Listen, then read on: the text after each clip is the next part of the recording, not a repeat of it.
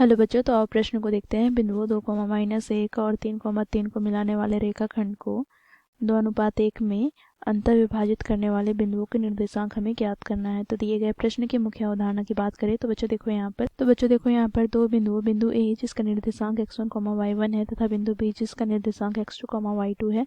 तो इन बिंदुओं को मिलाने वाला रेखाखंड ए बी को बच्चों बिंदु P यहाँ पर m1 तथा m2 अनुपात में विभाजित करता है। तो इस बिंदु P का निर्देशांक ज्ञात करने के लिए बच्चों यहाँ पर हम विभाजन सूत्र का प्रयोग करेंगे। तो विभाजन सूत्र से हमें यहाँ पर P का निर्देशांक प्राप्त होगा। तो P का निर्देशांक को बच्चों हम x, y से प्रदर्शित करेंगे। तो ये बराबर हो जाएगा किसके, तो यहाँ से देखो x1 गुनी m2 प्लस x2 गुनी m1 बटे में m1 प्लस m2, कॉमा यहाँ से बच्चों देखो y1 गुनी m2 प्लस y2 गुनी m1 बटे में m1 प्लस m2। ठीक है, तो इस मुख्य अवधारणा की सहायता से बच्चों हम दिए गए प्रश्न को हल करेंगे। बच्चों प्रश्न में हमें बिंदु दे रखे हैं। बिंदु ए के निर्देशांक 2, -1 तथा बिंदु बी के निर्देशांक 3, 3। साथ ही बच्चों देखो यहाँ पर रेखाखंड ए बी को 2:1 में विभाजित किया गया है बिंदु P द्वारा। तो यहाँ पर m1 का मान क्या हो जाएगा 2 और m2 का मान क्या हो जाएगा 1। तो इस विभाजन सूत्र की सहायता से बच्चों हम P का निर्देशांक ज्ञात कर लेंगे। तो P का निर्देशांक यहाँ पर x, y है।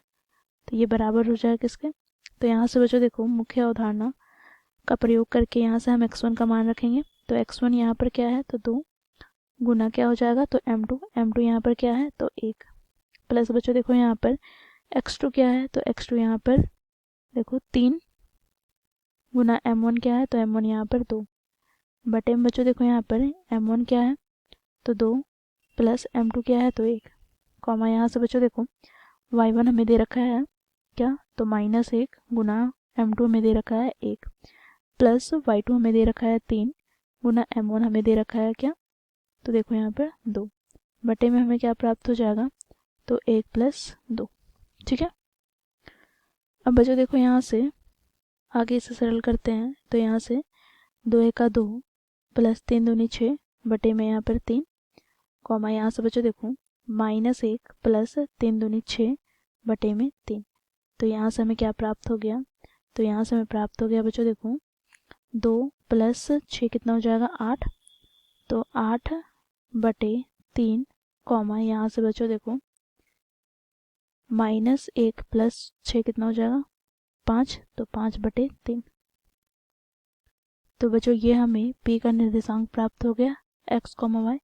तो हम यहाँ पे लिखेंगे अतः बिंदु P का निर्देशांक